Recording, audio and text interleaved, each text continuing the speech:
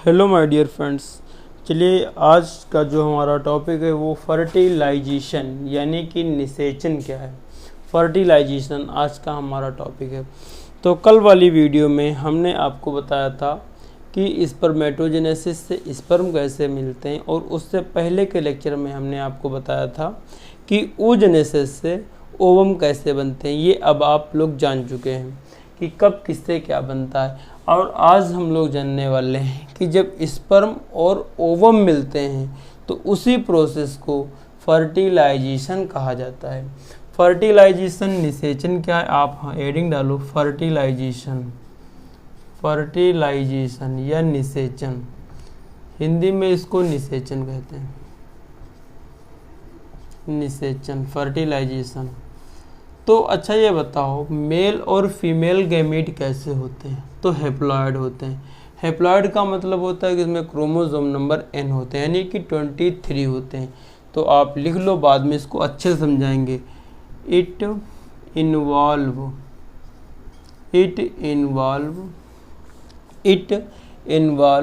Fusion of two, fusion माने मिलना, fusion of two gametes, two haploid gametes, two haploid gametes that contain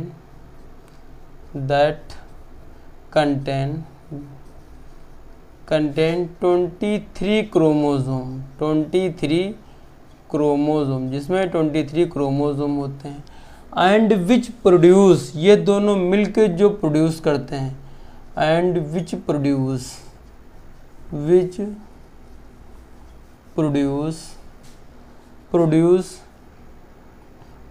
zygote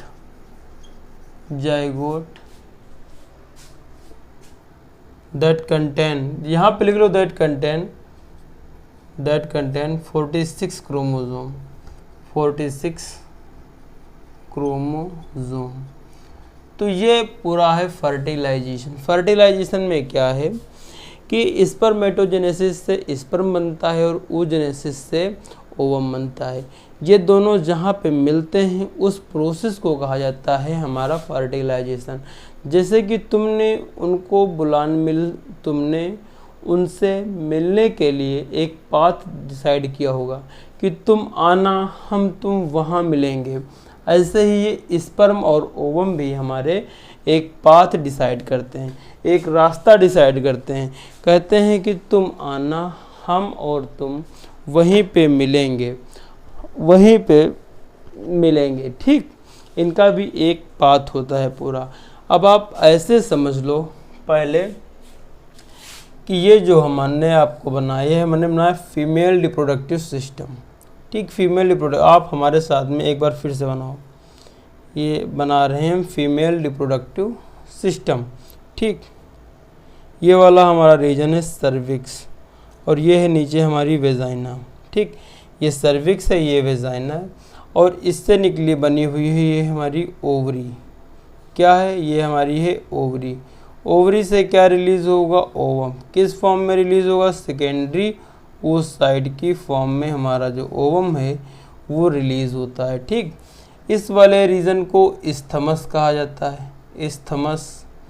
इस वाले reason को ampulla कहा जाता है। पूरी फैलोपियन ट्यूब कितनी लंबी होती है? 10 से 12 सेंटीमीटर की होती है। और इस वाले रीजन को इन्फंडिबुलम कहा जाता है, इन्फंडिबुलम कहा जाता है। ठीक, और ये वाला जो रीजन है इसको फिम्ब्री कहा जाता है, फिम्ब्री। और ये वाली हमारी ओवरी है। ये क्या है? हमारी ओवरी है। ठीक, ये ओवेरियन लिगामेंट है, ऊपर मेजो ओवेरियन लिगामेंट होंगे, और वो लिगामेंट जो पेल्विक वाल से जुड़े होते हैं उसको सस्पेंसरी लिगामेंट कहते हैं। ठीक, तो ये हमारा एक फीमेल रिप्रोडक्टिव सिस्टम हमने आपको बना के बताया है। ठीक, अब आप यहाँ पे ये समझो कि आखिर कैसे फर्टिलाइजेशन होगा। तो फर्टिलाइजेशन कैसे होगा, आप पहले डायग्राम यहाँ पे ड्रॉ कर लो फर्टिलाइजेशन के साथ में। अब ये क्या है? ये वाला रीजन हमारा सर्विक्स है, और ये हमारी वेजाइना है। क्या है? वेजाइना। ये हमारी वेजाइना है। आप लोग ये बताओ कि जो वेजाइना की लेयर्स होती हैं उनमें क्या स्टोर होता है, ग्लाइकोजन। ग्लाइकोजन के ऊपर कौन से बैक्टीरिया वर्क करते हैं, लैक्टोबैसिलस। कैसा एनवायरनमेंट बना देते हैं, एसिडिक। तो वेजाइना का पीएच कैसा होता है, पीएच कैसा होता है वेजाइना का, एसिडिक। पीएच कैसा होता है वेजाइना का, एसिडिक होता है। कौन से बैक्टीरिया ग्लाइकोजन के ऊपर वर्क करते हैं, लैक्टोबैसिलस। और ये वाला हमारी पूरी वेजाइना है। इसी को फीमेल रिप्रोडक्टिव ट्रैक्ट भी कहते हैं, फीमेल रिप्रोडक्टिव ट्रैक्ट भी कहते हैं। ठीक, अब जो हम अंदर इसके स्पर्म कैसे पहुंचाएंगे। अच्छा आप ये बताओ जैसे कि कुछ पहुंचाना है तो उसका भी एक मीडियम होता है अपना। तो यहाँ पे हम स्पर्म जो है वो नेचुरली पहुँचाएंगे। तो नेचुरली पहुँचाने के लिए ये वाला हमारा पेनिस है, ये वाला हमारा पेनिस है और ऊपर हमारी वेजाइना है। ये हमारा क्या है, तो ये हमारा पेनिस है।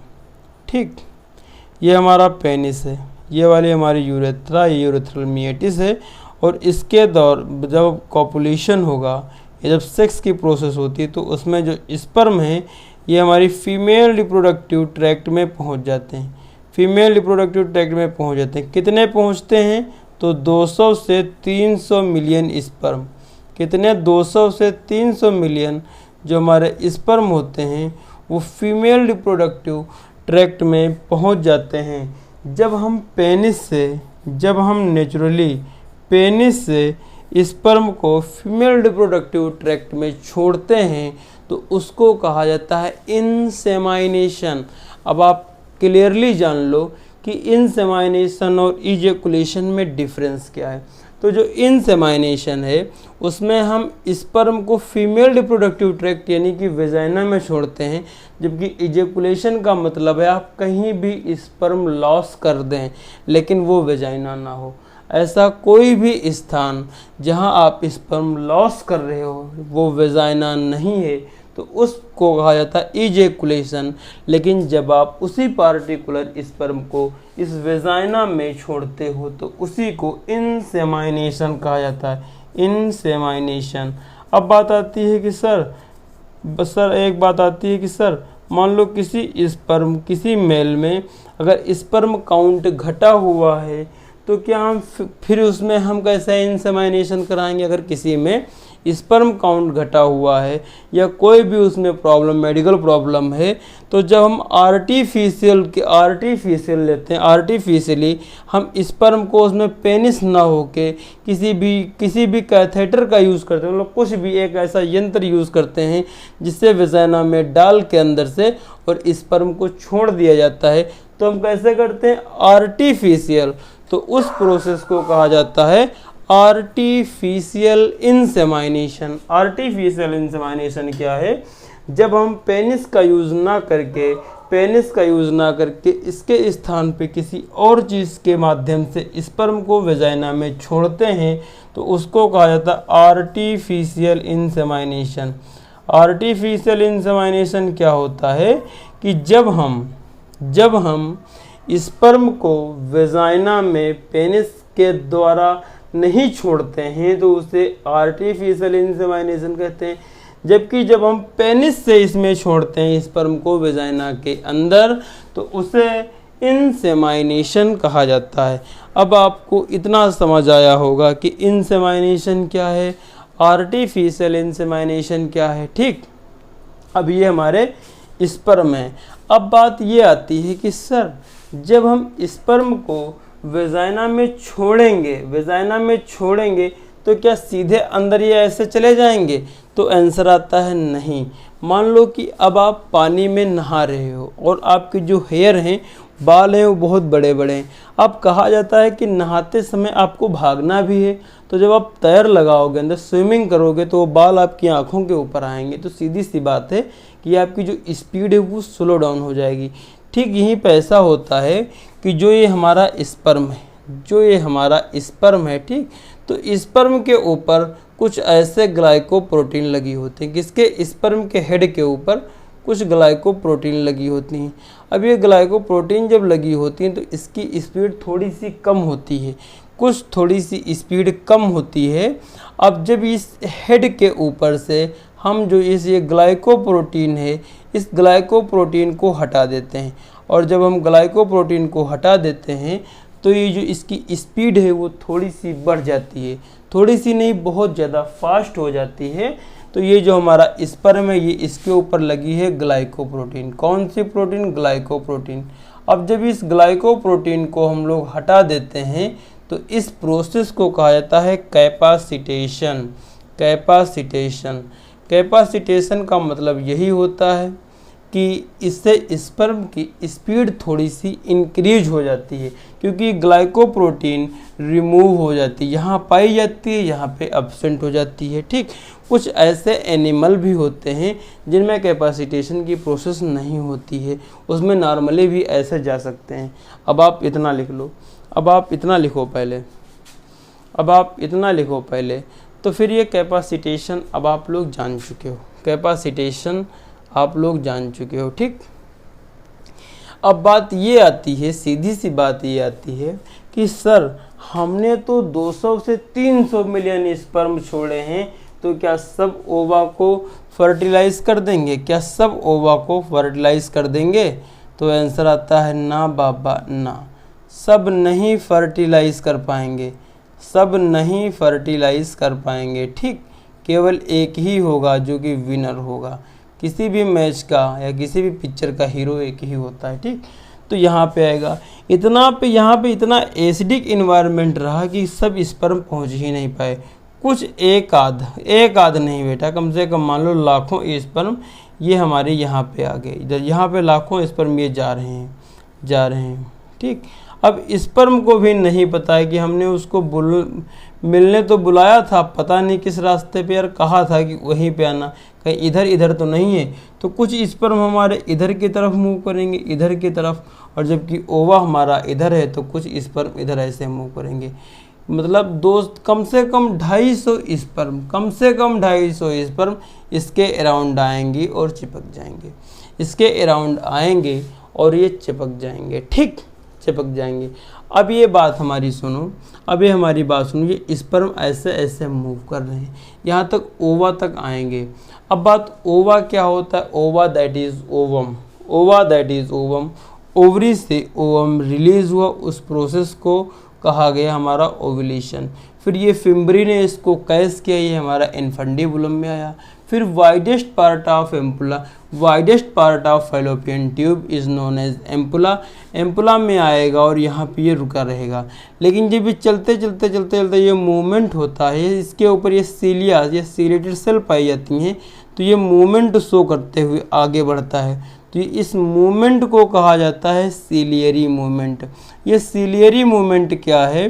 तो सीलियरी मूवमेंट वो मूवमेंट होता है कि जब ओवम फैलोपियन ट्यूब में मूवमेंट करता है ऑन द सीलिया के ऊपर, जब ये मूवमेंट करता है तो उस प्रकार के मूवमेंट को सीलियरी मूवमेंट कहा जाता है। ठीक, उसको सीलियरी मूवमेंट कहा जाता है। ठीक, अब आप इतना समझ चुके हो, यहाँ पर हमारा स्पर्म आ चुका है, ये ओवा आ चुका है। ठीक, अब आप यहाँ पे थोड़ा सा ऐसे समझो, ये हमारा क्या है? ये हमारा है ओवा। ठीक, और ये हमारा क्या है? स्पर्म। ठीक, इसके ऊपर ये हेड है, इसके ऊपर ये हमारा हेड है। सब ओवा के बाहर की लेयर को क्या कहते हैं? Corona radiata. कोरोना रेडिएटा किससे बनी होती है? ग्रेनुलोसा सेल से। Modification of granulosa cell and form corona radiata. ये बाहर की लेयर होती है, मतलब इनर लेयर होती है, उसको कहते हैं जोना पेलुसिडा। ठीक, ये हमारे स्पर्म, ऐसे नहीं बहुत से स्पर्म होते हैं, ये एक ही नहीं बेटा, ये ऐसे बहुत से स्पर्म होते हैं। तो स्पर्म के हेड के ऊपर एक प्रोटीन लगी होती है और उस प्रोटीन का नाम होता है एंटी फर्टिलाइजिंग प्रोटीन। कौन सी protein? Anti fertilizing protein, fertilizing protein. ये स्पर्म के हेड के ऊपर लगी होती है। और दूसरी प्रोटीन जो है वो ओवा के पास लगी होती है और इसे कहा जाता है फर्टिलाइजिंग प्रोटीन। कौन सी प्रोटीन? Fertilizing protein. ठीक, ये फर्टिलाइजिंग प्रोटीन हो गई। अब जब ये हमारा ओवा आएगा और स्पर्म आएगा, आने के बाद में इस सॉकेट में बैठ जाएगा, आने के बाद में ये ऐसे समझो, आने के बाद में इस सॉकेट में ऐसे बैठ जाएगा, ये ऐसे फिक्स हो गया है। अब जब ये फिक्स हो जाएगा तो इस प्रोसेस को कहा जाता है एग्लूटिनेशन। एग्लूटिनेशन। अब बात आती है कि सर ये क्या ज़रूरत है, नेचर ने ऐसा क्यों बनाया, प्रोटीन क्यों बना दी। तो जो ये प्रोटीन होती हैं स्पीसीज़ की स्पेसिफिक होती हैं। इन्हीं प्रोटीन की वजह से एक स्पीसीज़ का पर्सन किसी दूसरे स्पीसीज़ के साथ सेक्स करके भी वो जायगोट फॉर्म नहीं कर सकता है। रीज़न यही आता है कि उनकी जो ये फर्टिलाइजिंग प्रोटीन है वो डिफरेंट होती हैं और इनका वो कॉम्बिनेशन ही नहीं बन पाता है। ये स्पीसीज की स्पेसिफिक होती हैं। जब तुम जुड़ पाओगे तभी तो, जब तुम्हारा विचार जुड़ेंगे ना तभी तो आगे रिलेशनशिप बढ़ेगा। अगर तुम्हारे विचार ही नहीं जुड़ रहे हैं तो कैसे जायगोट बन जाएगा, नहीं बन पाएगा। तो ये स्पीसीज की स्पेसिफिक होती हैं, जब ये इससे आके जुड़ जाएगा तो ये प्रोसेस एग्लूटिनेशन कहलाएगी। अब आप इतना लिखो पहले प्रॉपरली, लिख लिए हो, लिखते रहो साथ साथ में। हाँ, लिखोगे ना तो कुछ ना समझ आएगा। ये आपने लिख लिया, हम इसको फिर मिटा रहे हैं, ठीक। अब बात ये आती है, स्पर्म बहुत लंबा रास्ता तय करके आ रहा होता है। जो हमारा स्पर्म है वो बहुत लंबा रास्ता तय करके आ रहा होता है, जबकि ओवम यहाँ पे रुका हुआ होता है, ठीक। इसका इंतज़ार कर रहा होता है, कहता है मेरे आएंगे मुझसे मिलने।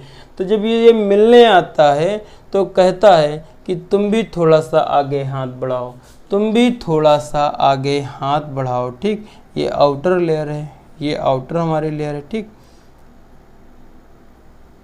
ये इसकी अंदर जोना पेलोसिडा है और ये यहाँ पे थोड़ा सा ऐसे उभार निकलेगा, निकल जाएगा।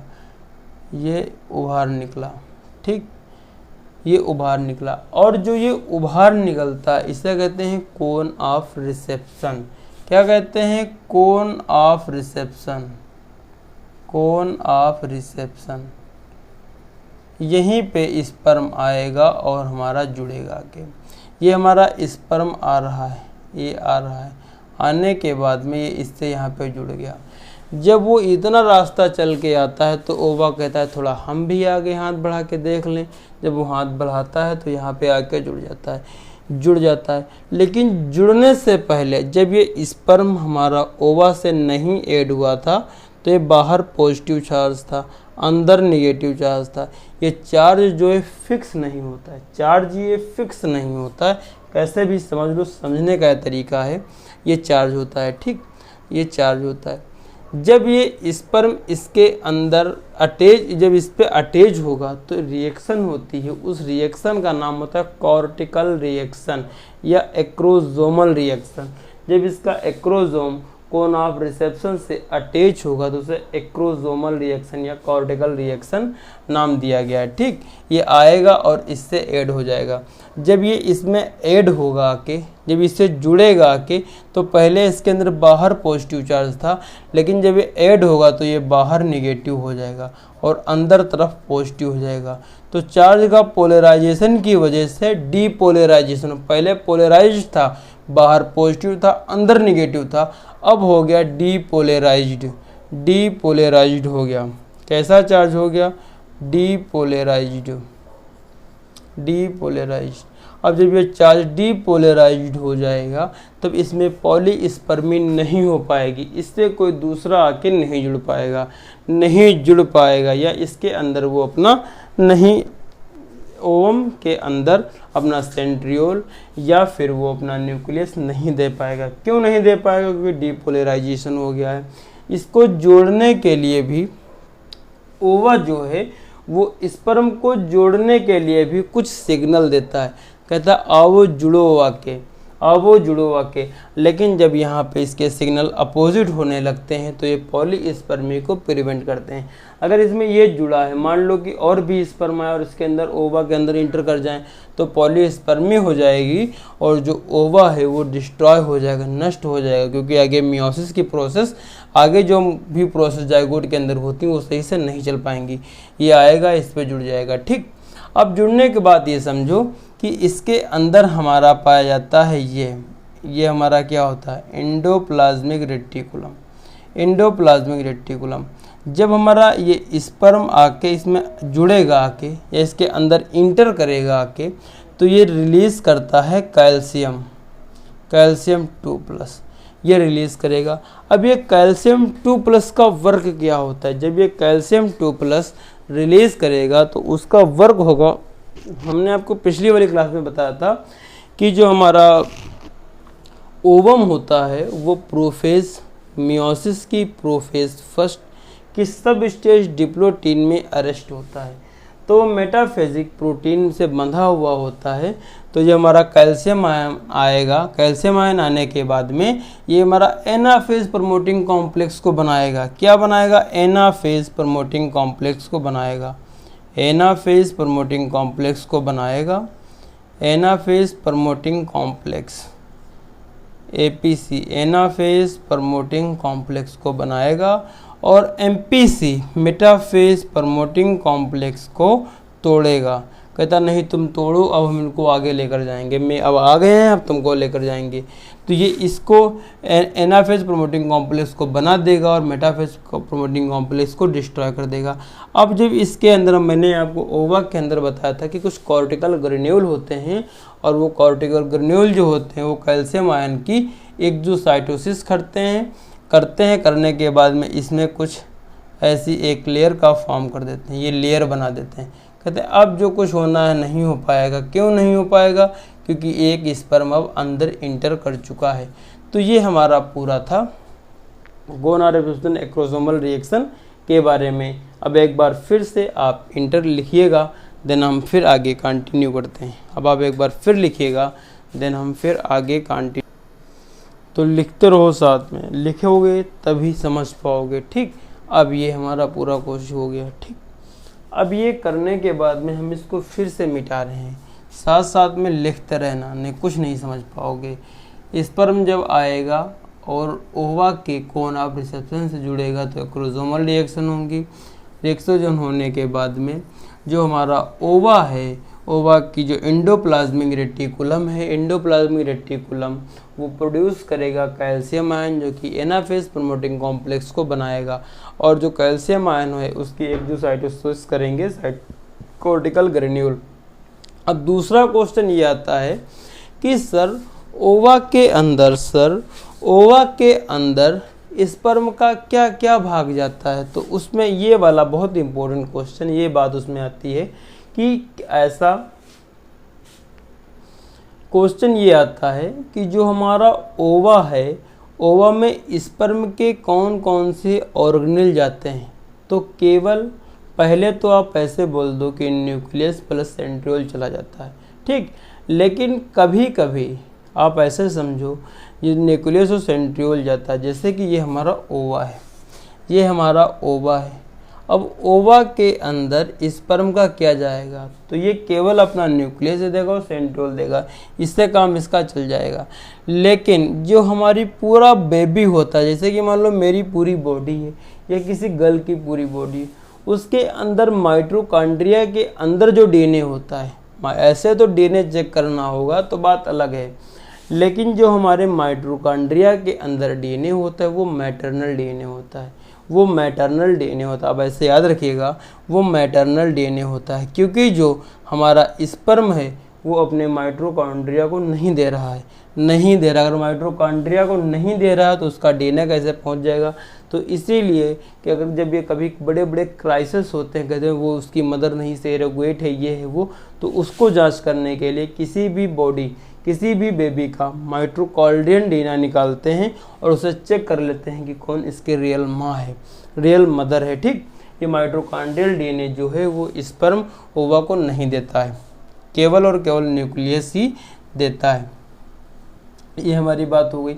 अब मेन बात हो ये आती है कि जब हमारा पेनिस से स्पर्म वेजाइना के द्वारा बाय द प्रोसेस सेक्स, ठीक, जब ये इससे जाएंगे अंदर, ये स्पर्म इंटर कर रहे हैं, इसका एनवायरनमेंट बहुत मतलब अजीब होता है कि सारे यहाँ तक नहीं पहुँच पाते हैं, तो ये यहाँ तक आ जाएंगे। आने के बाद में स्पर्म जो है वो ओवा से अटैच होंगे, उस रिएक्शन को एग्रोसोमल रिएक्शन कहते हैं।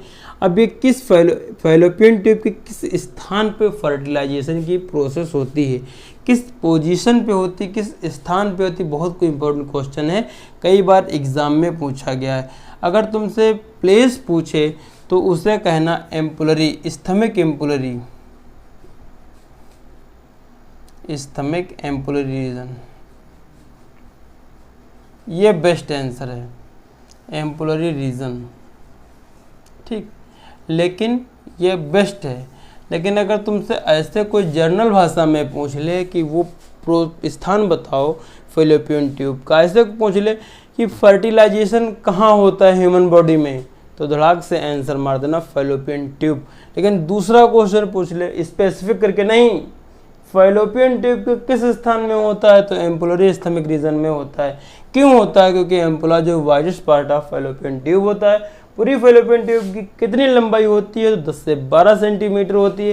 फैलोपियन ट्यूब में किस प्रकार की सेल्स पाई जाती हैं? तो सीलिएटेड सेल पाई जाती हैं, और जो सीलिया होती हैं, सीलिया के ऊपर हमारा ओवम मूव करता है, जब फिम्ब्री को कैच करती हैं तो उस प्रकार के मूवमेंट को सीलियरी मूवमेंट कहते हैं, सीलियरी मूवमेंट कहते हैं। ठीक, ये हमारा पूरा हो गया। क्या हो गया? फर्टिलाइजेशन कहाँ होता है? तो फैलोपियन ट्यूब के एम्पुलरी स्थमिक रीजन पे होता है, जो ये हो गया। ठीक, अब ये फर्टिलाइजेशन होने के बाद में, जब ये फर्टिलाइजेशन हो जाएगा, इधर समझो, ये यही वाला इधर है, फर्टिलाइजेशन हो जाएगा तो होने के बाद में हमारा 2 सेल्ड, जैसे कि ये वाला है हमारा, ये हमारा पूरा ओवा है, ये वाला हमारा फीमेल प्रोन्यूक्लियाई, ये वाला हमारा मेल प्रोन्यूक्लियाई, ये दोनों प्रोन्यूक्लियाई मिलके बना देते हैं जाइगोट। क्या बना देते हैं? ये हमारा पूरा बन गया जाइगोट। अब जाइगोट का आगे क्या हुआ? ये जाइगोट बन गया।